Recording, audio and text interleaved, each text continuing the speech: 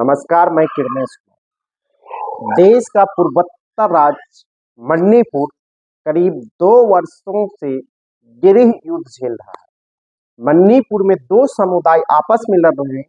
पहले जहां वह दो समुदाय के बीच लड़ाई थी, अब इसका दायरा बढ़ने लगा है और मणिपुर में रहने वाले दूसरे राज्य के लोगों की हत्याएं भी की जाने लगी है।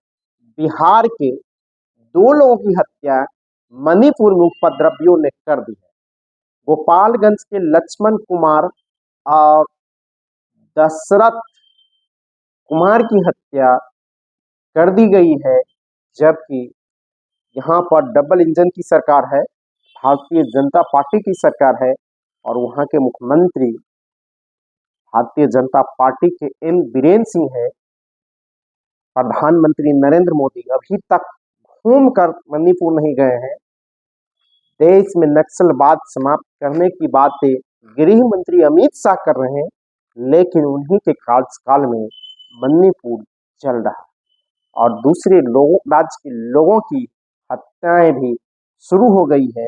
अगर ये हालात दूसरे राज्य में रहते या दूसरे पार्टियों की विपक्षी पार्टियों के शासित राज्य रहते तो आज मुद्दा बड़ा हो गया रहता, मीडिया के लिए भी और सरकार के लिए भी। सरकार बर्खास्त भी कर दी गई रहती जिस तरह की वहाँ की स्थिति बनी हुई है, लेकिन अब तक दिल्ली की शांत है और न ही मुख्यमंत्री बदले गए हैं, न ही वहाँ शांति बहाल हो पाई है।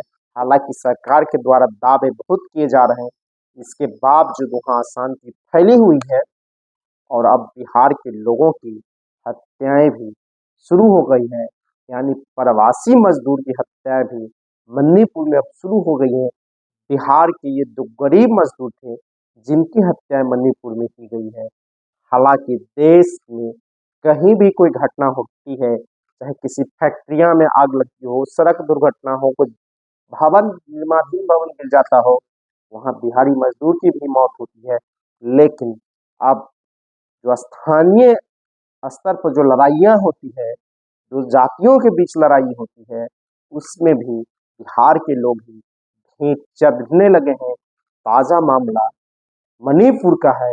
मणिपुर से जो खबरें आई है, गोपालगंज के दो मजदूरों की मौत की, वह रोंगटे खड़ा करते हैं।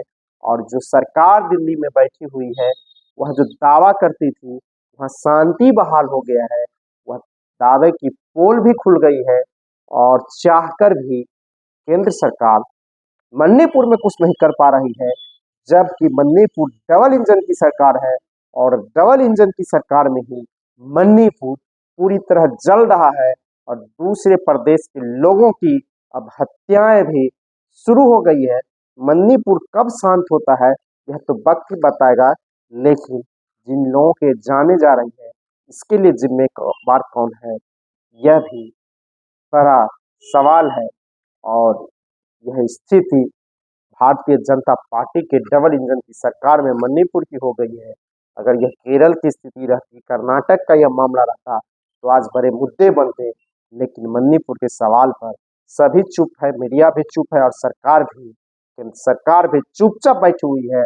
और प्रधानमंत्री नरेंद्र मोदी इस करीब 2 साल में एक बार भी घूमकर मणिपुर नहीं गए हैं, जबकि इस देश का भी एक हिस्सा मणिपुर